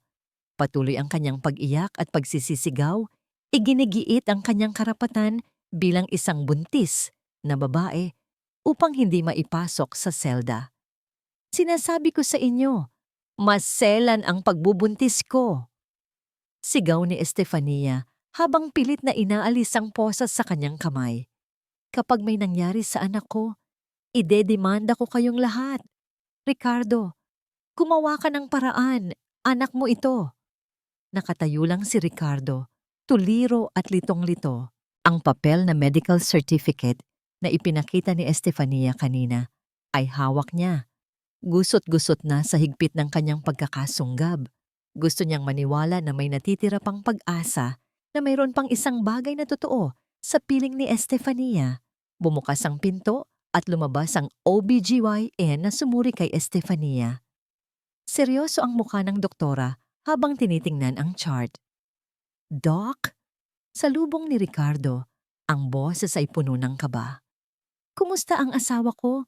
Ang bata. Tumahimik ang paligid. Maging si Maribel ay napalingon mula sa kama ni Carlota. Si Estefania naman ay biglang nanahimik. Ang kanyang mga mata ay malikot. Naghahanap ng lulusutan. Huminga ng malalim ang doktora bago nagsalita. Mr. Montefalco, panimula ng doktor sa tunong formal at walang paligoy-ligoy. Nagsagawa kami ng ultrasound at blood test. Walang heartbeat, walang fetus. At base sa nipis ng uterine lining ni Mrs. Montefalco, imposible siyang magbuntis dahil matagal na siyang gumagamit ng contraceptives. Ang revelasyon ay tila bombang sumabog sa katahimikan ng ospital. Nanlaki ang mga mata ni Ricardo. Binitawan niya ang hawak na papel na tila ito ay naging apoy.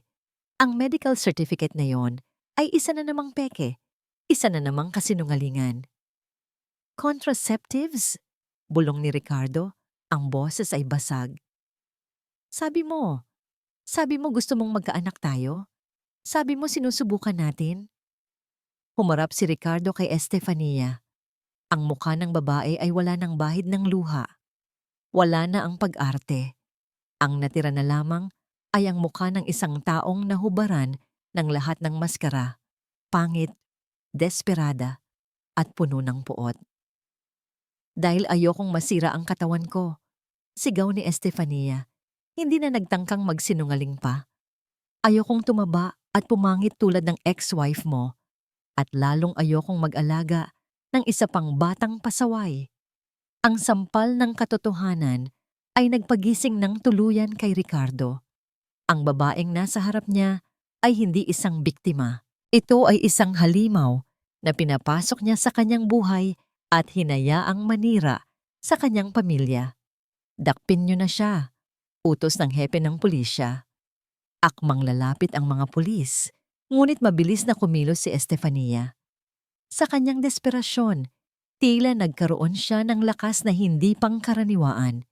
Tinulak niya ang nurse na nasa tabi niya at tumakbo. Hindi palabas, kundi palapit kay Ricardo.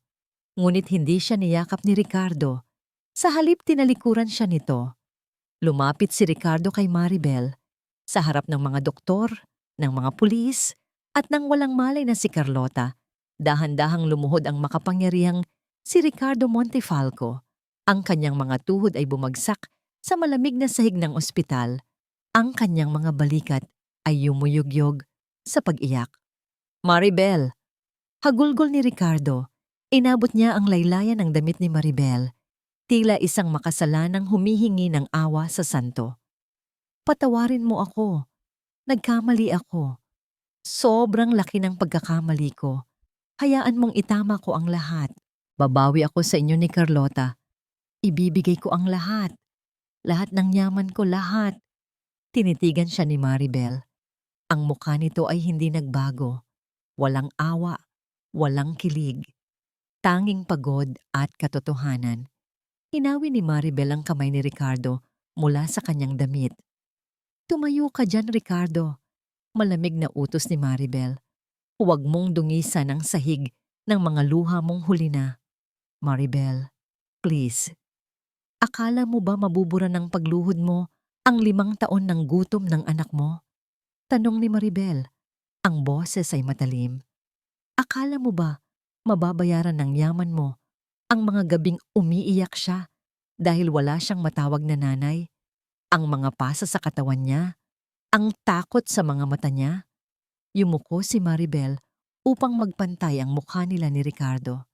Ang pera mo ang bumili ng kulungan niya. Ang kapabayaan mo ang nagbigay ng susi kay Estefania. Kaya huwag kang umakto na parang biktima ka dito, Ricardo. Kasabuhat ka. Ang bawat salita ay tila punyal sa puso ni Ricardo. Alam niyang tama si Maribel. Siya ang may kasalanan. Siya ang nagpapasok sa demonyo. Sa kabilang banda, habang nakaposas na si Estefania, narinig niya ang lahat. Nakita niya kung paano lumuhod ang asawa niya sa babaeng kinasusuklaman niya. Nakita niya kung paano siya tinalikuran ng mundo habang si Maribel at Carlota ang nagiging bida. Hindi siya makakapayag. Kung babagsak siya, damay-damay na. Nagliyab ang mga mata ni Estefania. Nakita niya sa side table ng hospital bed ang isang platito ng prutas na may kasamang maliit na kutsilyo na ginamit ng nurse kanina para magbalat ng mansanas. Hindi! Tili ni Estefania. Sa isang iglap ng kabaliwan, nagpumiglas siya sa hawak ng mga pulis. Sinipa niya ang isang opisyal sa tuhod at sa gitna ng kaguluhan, nahablot niya ang kutsilyo. Hindi siya tumakbo palabas. Tumakbo siya papunta sa kama kung saan nakahiga si Carlota. Kung hindi siya magiging akin, walang makikinabang sa inyo. Sigaw ni Estefania. Habang nakataas ang patalim, diretsong nakatutok sa dibdib ng batang walang kamalay-malay. Carlota! Sigaw ni Maribel. Walang pag-aatubili. Tinalon ni Maribel ang distansya sa pagitan nila. Hindi niya inisip ang sarili. Hindi niya inisip ang panganib. Ang tanging nasa isip niya ay ang iligtas ang kanyang anak. Sinalubong niya ang katawan ni Estefania. Niyakap niya si Carlota upang gawing pananggalang ang sarili niyang likod. At kasunod noon, isang tunog ng bumaon na metal at mainit na talsik ng dugo ang gumimbal sa buong kwarto. Tila tumigil ang pag-ikot ng mundo sa loob ng emergency room. Ang tanging gumagalaw lamang ay ang mabilis na pagkalat ng pulang likido sa puting uniforme ni Maribel. Hindi tumama ang patalim kay Carlota. Sa huling sandali, sinalag ni Maribel ang saksak gamit ang kanyang sariling balikat. Bumaon ang kutsilyo sa kanyang laman, ngunit hindi niya ininda ang sakit. Ang mas mahalaga ay ang higpit ng yakap niya sa kanyang anak. Sinisiguradong ni isang galos ay hindi dadapoyo rito. Bitawan niyo ako, mamatay kayong lahat. Tili ni Estefania habang kinakaladkad siya ng 3 pulis palayo. Wala na ang poise ng isang socialite. Wala na ang ganda ng isang influencer. Ang natira na lamang ay isang babaeng gula-gulanit ang damit, sabog ang buhok, at puno ng puot ang mukha habang ipinapasok sa loob ng police mobile sa labas. Ito ang huling imahe niya na makikita ng mundo, hindi isang model mom, kundi isang kriminal. Nang mailabas na ang salarin, dahan-dahang napaluhod si Maribel. "Nanay!" Sigaw ni Carlota. Niyakap ng bata ang kanyang ina, hindi alintana ang dugo na dumudikit sa kanyang mga kamay. "May dugo po! Doc, tulungan niyo si nanay!" Tumingin si Maribel sa mukha ng anak. Kahit namimilipit sa hapdi ang kanyang balikat, nagawa pa rin niyang ngumiti. Hinaplos niya ang pisngi ni Carlota gamit ang kanyang malinis na kamay. Lumipas ang 2 araw. Sa isang pribadong kwarto ng ospital, tahimik at payapa ang paligid. Ang sikat ng araw ay tumatagos sa bintana, nagbibigay ng mainit na liwanag sa silid na amoy prutas at bulaklak. Nakahiga si Maribel sa kama, nakabenda ang kaliwang balikat at braso. Gising na siya at pinapanood ang isang tanawin na nagpapalimot sa lahat ng sakit ng sugat niya. Sa tabi ng kama, nakaupo si Carlota. Hindi na ito ang batang matatakutin na nakita niya noong una. Bagaman payat pa rin, may buhay na sa mga mata nito. Nakasuot ito ng isang simpleng t-shirt at pajama. Maluwag at komportable, malayo sa masisikip na corset at makakating gown na ipinapasuot ni Estefania. Hawak ni Carlota ang isang mangkok ng arroz caldo, ang parehong lugaw na niluto ni Maribel noong una. Pero ngayon, galing ito sa kantin ng ospital. "Nga nga po, nanay," utos ni Carlota habang inailapit ang kutsara sa bibig ni Maribel. Napangiti si Maribel at sumunod. "Masarap," komento niya, "kahit medyo matabang ang timpla ng ospital. Pero mas masarap ang luto ko. Kaya kailangan niyo pong gumaling agad," sagot ni Carlota ng seryoso. Pinunasan nito ang gilid ng labi ni Maribel gamit ang tissue. "Para ipagluto niyo na ako ulit at para maalagaan niyo ako." Hinawakan ni Maribel ang kamay ng anak. "Aalagaan kita habang buhay, Carlota. Pangako iyan." "Ako rin po," sagot ng bata. Tumingin ito ng diretso sa mata ng ina. "Aalagaan din kita, nanay. Hindi ko nahahayaan na saktan ka nila ulit, kahit sino pa sila." Ang pagbabaligtad ng tungkulin, ang anak na nag-aalaga sa ina, ay nagpaluha kay Maribel. Ang mga sugat sa katawan ay naghihilom, ngunit ang sugat sa puso ng kanilang pamilya ay nagsisimula palang gamutin ng pagmamahal. Habang nagtatawanan ang mag-ina, may kumatok ng mahina sa pinto.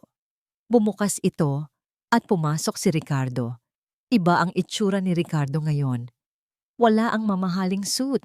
Nakasuot lang ito ng simpleng polo, gusot ang damit, at mukhang hindi natutulog ng ilang gabi. Ang yabang at angas ng isang milyonaryo ay naglaho na, napalitan ng bigat ng pagsisisi. Natahimik ang kwarto, huminto si Carlota sa pagpapakain at tumingin sa ama nang may halong takot at pagdududa. Agad na hinawakan ni Maribel ang kamay ng anak para pakalmahin ito. "Anong ginagawa mo dito?" Malamig na tanong ni Maribel. Hindi lumapit si Ricardo. Nanatili siya sa may pintuan. Tila alam niyang wala siyang karapatang tumapak sa sagradong espasyo ng mag-ina. "Gusto ko lang makita kung ayos na kayo," mahinang sagot ni Ricardo. Tumingin siya kay Carlota. "Hi anak." Hindi sumagot si Carlota. Sumiksik lang ito sa tagiliran ni Maribel. Ang distansya ng ama at anak ay mas malawak pa sa karagatan. Napayuko si Ricardo. Tanggap niya ang parusa. "Nakausap ko na ang mga abogado," panimula ni Ricardo. Inilabas niya ang isang makapal na brown envelope at ipinatong ito sa mesa malapit sa pinto. "Tinatapos na ang annulment namin ni Estefania. Sinigurado ko na hindi na siya makakalabas ng kulungan. Ang lahat ng kaso, ako na ang bahala. Dapat lang, sagot ni Maribel. Trabaho mo yan. At ito, tinuro ni Ricardo ang envelope. Ito ang transfer of title ng bahay sa probinsya. Yung rest house sa Batangas na gustong-gusto mo dati. Ipinangalan ko na sa inyong dalawa ni Carlota. May kasama ring trust fund na sapat para hindi nyo na kailangang magtrabaho habang buhay. Kumunot ang noo ni Maribel. Binabayaran mo ba kami para tumahimik, Ricardo? Hindi. Mabilis na sagot ni Ricardo. Umiling siya at nakita ni Maribel ang pamumuo ng luha sa mga mata nito. Binibigyan ko kayo ng kalayaan. Kalayaan mula sa akin. Natigilan si Maribel. Ito ang hindi niya inaasahan. Akala niya ay pipilitin ni Ricardo na ayusin ang pamilya, na gamitin ang pera para pilitin silang bumalik sa mansyon. Alam kong wala na akong puwang sa buhay niyo. Pagpapatuloy ni Ricardo, ang boses ay basag. Nasira ko na ang tiwala niyo. Hindi ko kayang ibalik ang 5 taon. Ang tanging magagawa ko lang ay ibigay sa inyo ang buhay na nararapat sa inyo. Isang buhay na payapa at malayo sa gulo na dinala ko. Tumingin si Ricardo kay Carlota nang puno ng pangungulila. Aalis ako papuntang Europe bukas. Doon ko aasikasuhin ang business expansion. Matatatagalan bago ako bumalik. Huminga siya ng malalim. Tila ipinapasa ang kanyang huling hiling. Maribel, may hihilingin lang sana ako. Isang bagay lang bago ako umalis. Hinintay ni Maribel ang sasabihin niya. Inaasahan niyang hihilingin nito na yakapin ang anak o humingi ng kapatawaran. Pwede ko bang? Nag-alangan si Ricardo. Pwede ko bang marinig na tawagin niya akong papa sa huling pagkakataon? Tumingin si Maribel kay Carlota. Nasa desisyon ng bata ang sagot. Hindi niya pipilitin ang anak. Tinitigan ni Carlota ang ama. Nakita niya ang lungkot sa mata nito. Nakita niya ang pagsisisi, ngunit naalala rin niya ang mga panahong tinalikuran siya nito para kay Estefania. Umiling si Carlota ng dahan-dahan. Hindi po, sagot ng bata. Gumuho ang mundo ni Ricardo. Ito ang pinakamasakit na parusa. Mas masakit pa sa pagkakakulong. Ngunit nagpatuloy si Carlota. Hindi po kita tatawaging papa ngayon. Kasi po, alis ka na naman. Hinawakan ni Carlota ang kamay ni Maribel ng mahigpit. Kapag bumalik ka po, at kapag naging mabait ka na talaga, baka po, pwede na. Natigilan si Ricardo. Ang hindi ni Carlota ay hindi pagsasara ng pinto, kundi isang hamon, isang pag-asa. Hindi pa siya pinapatawad, pero hindi pa siya tuluyang itinatapon. May pag-asa, pero kailangan niya itong paghirapan. Tumango si Ricardo habang tumutulo ang luha.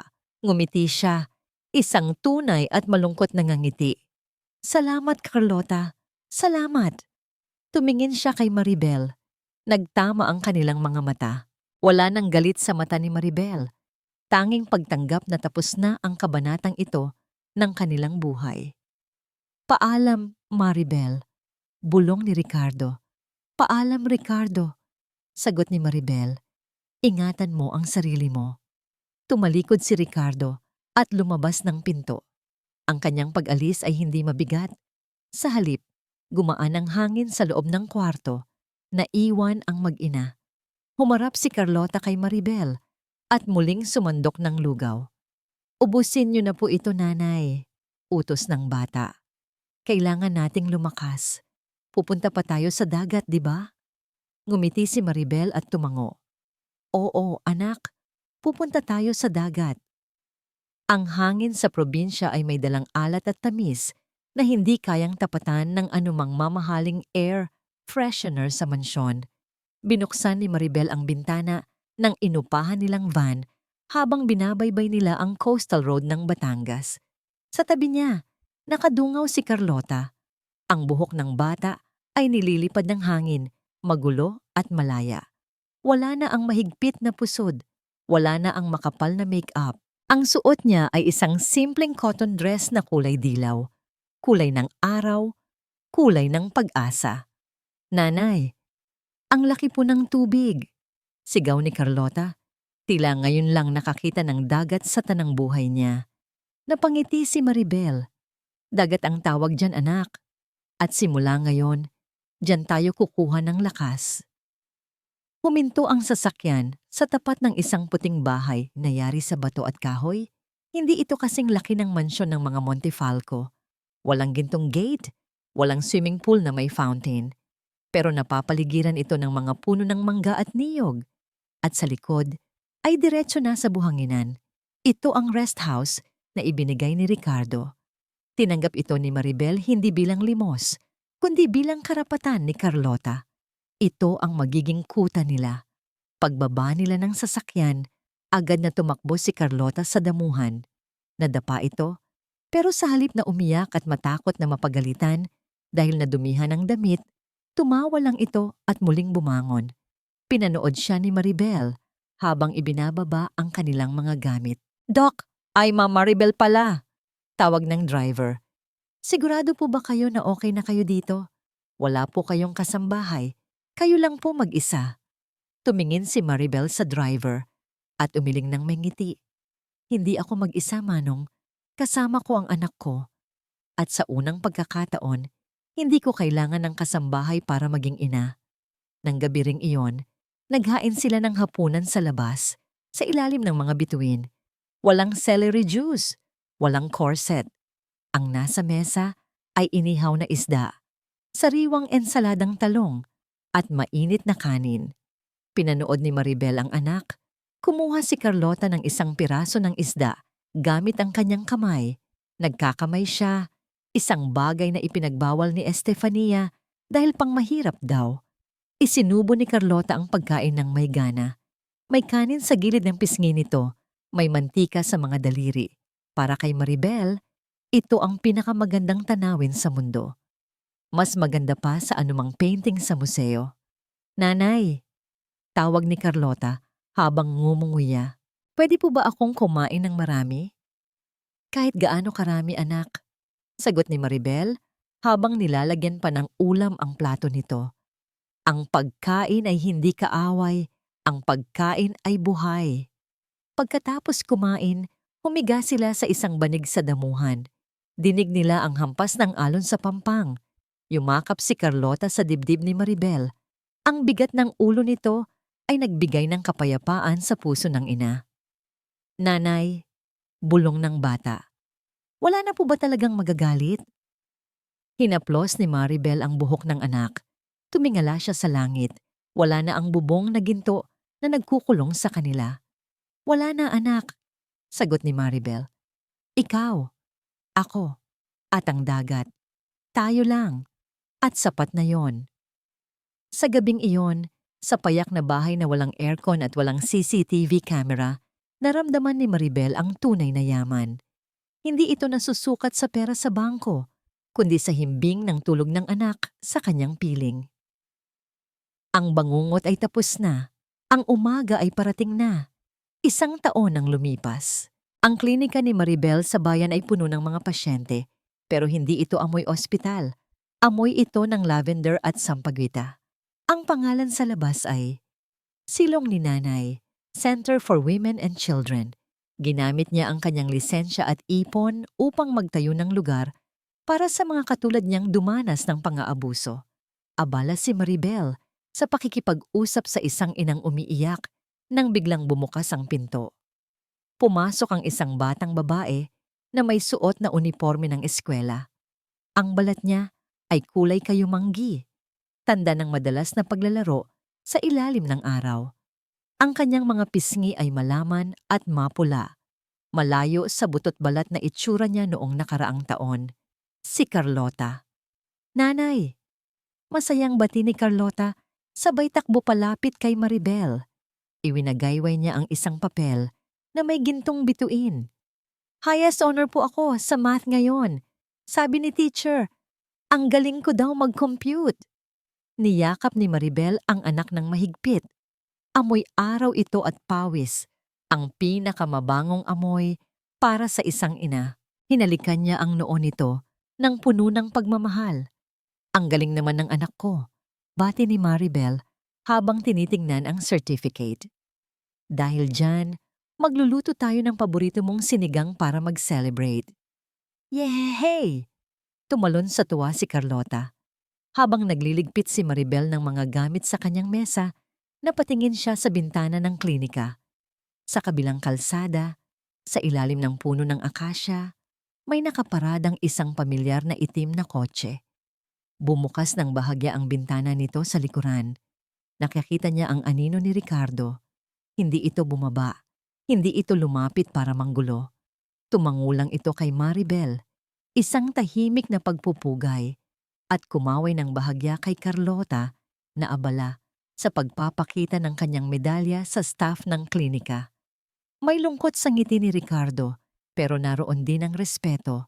Tinupad niya ang pangako. Nanatili siya sa distansya, hinahayaan silang mamuhay ng payapa at masaya.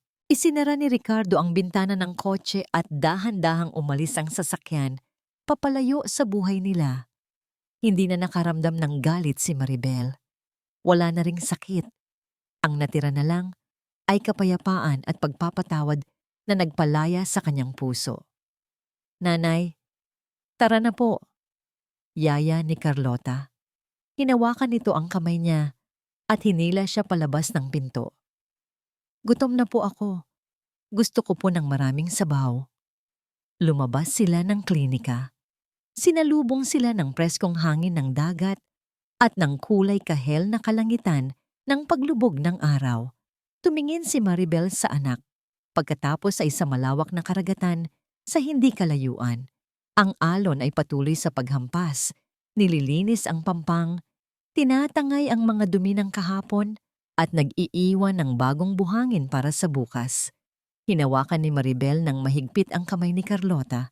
Wala nang higpit ng takot, kundi higpit ng kasiguraduhan. Tara na anak, sagot ni Maribel ng may ngiti na abot hanggang mata. Uwi na tayo. Dahil sa wakas, alam na niya kung nasaan ang tunay na tahanan. Hindi ito sa mansyon na ginto.